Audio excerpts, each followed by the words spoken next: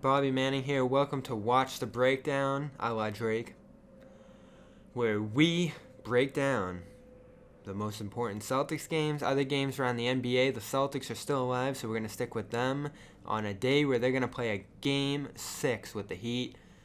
Boil your tea, roast your salmon, cook up your soup, but not for today because it is hot as hell today. This humidity's killing me. These football games are killing me. I can't wait for 7:30. I know what you're here for. Film. So let's get into it. Game 5. Throw it back. Celtics. They need to force a Game 6 here. Heat need to slam it down. Could have booked themselves a trip to the finals with a clean 4-1 victory here. This is the beauty and the shortcoming of the Heat, as I call it. Their culture, their passing, their willingness to let anybody take over a game. It's effective. It got them to this point. You see the limitations of it, though. Early in this game, the Celtics are dead. Are you kidding me? After the success they had in Game 3 of taking it to the paint, the success they've had all series when they get into the paint, not only to score, but to create touches for others around the perimeter when they're playing that zone. They shoot 9 out of their first 10 shots from 3 in this game. Maddening. And I'm watching this. If you watched our Celtics postgame show on CLNS Media, we're all texting each other like this is an escape the bubble game for the Celtics. They're just trying to get out of here. So they're jacking shots. The Heat, meanwhile, letting Duncan Robinson carry the show. And he gets 3 layups, a rare 3 layups within the early portion of this game. Gets some threes to go. Has a solid game. Others, consequential players, though, for the Heat, not taking over, not creating a double-digit lead in this game for Miami. They had an opportunity to put the Celtics out early on, get this over with, and make Boston lose all hope. With the chemistry concerns, make them turn on each other. They don't do this, though. So all of a sudden, you see Jaylen Brown getting going, playing to the middle, Wanamaker going at the middle, and Bam Adebayo, who I've had concerns about in terms of health, going back to this Game 4 where you saw his left arm dangling. They kept quiet about it. He didn't blame his struggles. I saw you were wearing the sleeve again. Is it an elbow or an arm, or is there something sort of that's an issue with that arm? I'm good. Okay, thank you. He goes 11 points, minus 18 in this game. You see uncharacteristic takeaways out of this one for him, though. Not going for alley-oops, not being the rim protector that he's been for the entirety of the series, and of course, certainly not being the impact player in the pick-and-roll defense and on the offense for Miami. He averaged 26 points coming into this one, well below that here, and the Celtics able to go at him. Not only does Daniel Tice win the center battle in this one, Enes Kanter makes an impact for Boston. And this is suddenly where Boston, down 3-1 in this series, has to have some second guesses because they played around with Grant Williams effectively in Game 3. They've played around with Robert Williams, largely ineffectively in this series. He can pass around the zone, but he can't make a punch offensively within the zone, so he gets left on an island out there. Enes Kanter, though, you think of zone principles. You can go one-on-one if you find yourself in isolation at the center spot. And Miami has been willing to let wings play the middle of that zone in rotation. You've seen Andre Iguodala there. Jimmy Butler here against Enes Kanter. Gets back down, bodied inside. Kanter, another thing Miami wouldn't admit out of this one, made the Heat uncomfortable. You guys haven't seen Kanter super regularly in this series, but they had him out there, and they did the 2 big lineups too with Kanter and Tice. Was it just what's kind of the challenge that presents for you?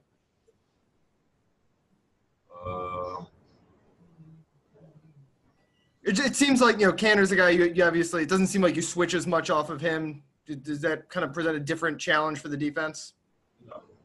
No, not at all. So it's a terrifying thing playing Enes Kanter. Unfortunately, that Billy Donovan quote's going to define his career unless he wins a championship this year and in the future. Ultimately, though, for short stretches, for matchups, he can be an advantage, and he was in this one. Starts 4-4, impact on the boards. When you're playing a zone, offensive rebounds there for the taking, and there isn't a better offensive rebounder in the NBA than Enes Kanter. So score one for Brad Stevens there. Later on, though, 2:04 to go in the third quarter. Here comes Enes Kanter. Couple free throws down the other end. Goran Dragic blows right by him. And then the 124 mark, free throws going. Here comes Enes Kanter out of the game. There's your 40 seconds of Enes Kanter in the second half. That's the kind of back and forth that we've seen between the two coaches in this one. And I want to mention, have an article on Erik Spoelstra, Brad Stevens, the back and forth chasing themselves out of matchups in this series. The Heat have gone to Kelly Olynyk early on, gotten away from him later in this series. They played depth early in this series, got away from that in the later stretches of this series.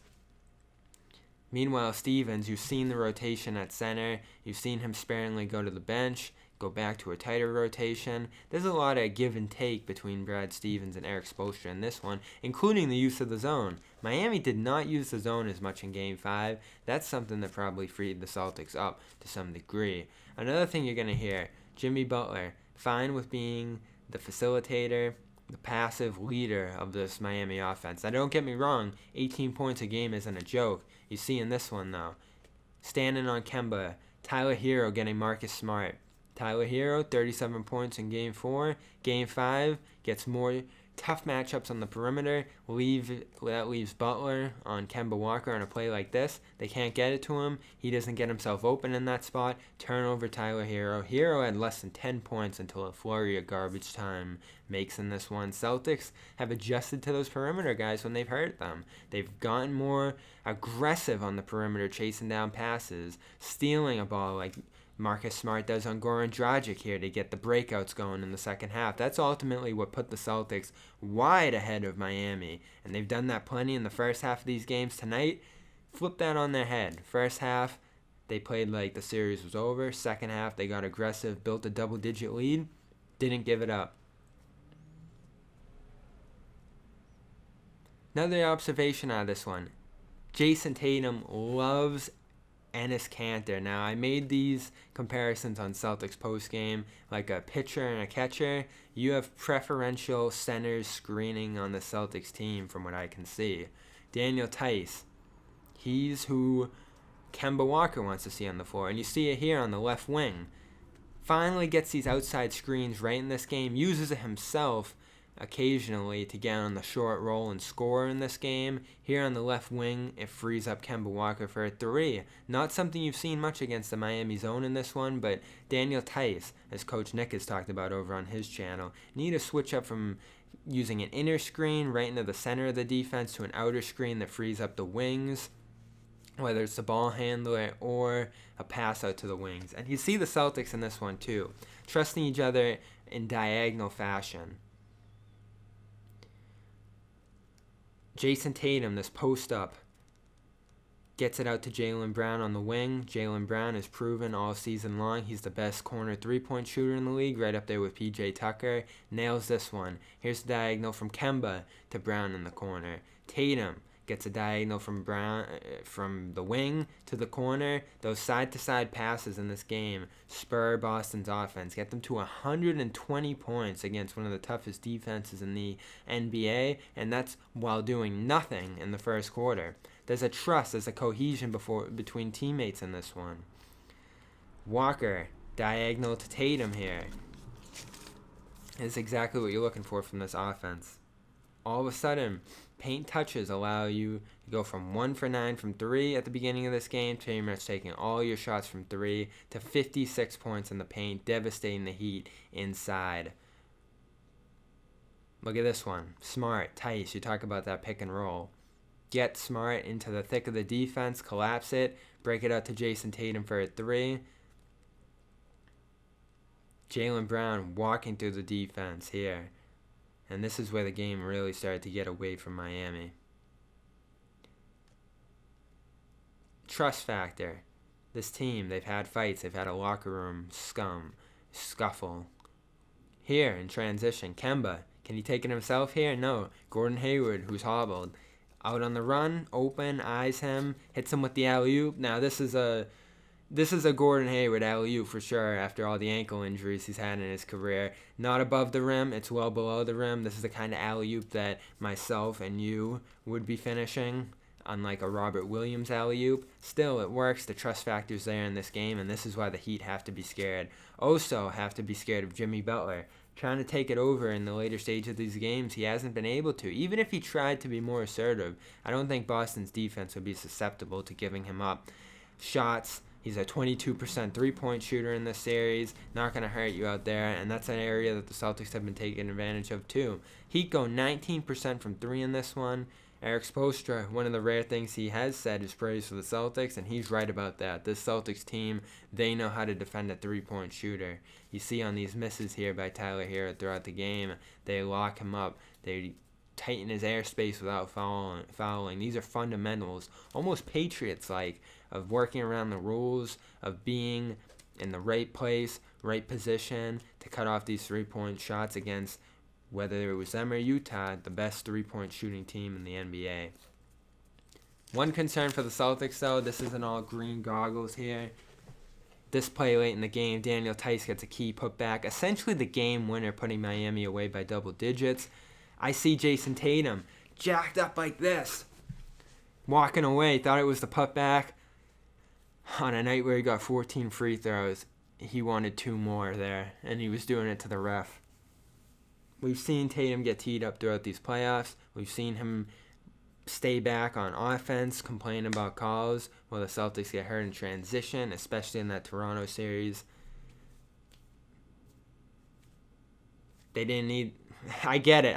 It's part of the game. You got to game the officials. That's probably the work he's done to get 14 free throws in a game like this. It's still frustrating.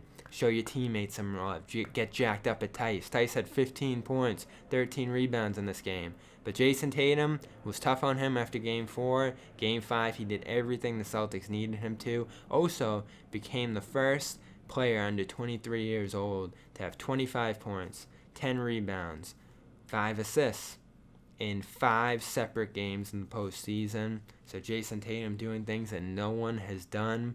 Enjoy the game tonight. I'm Bobby Manning.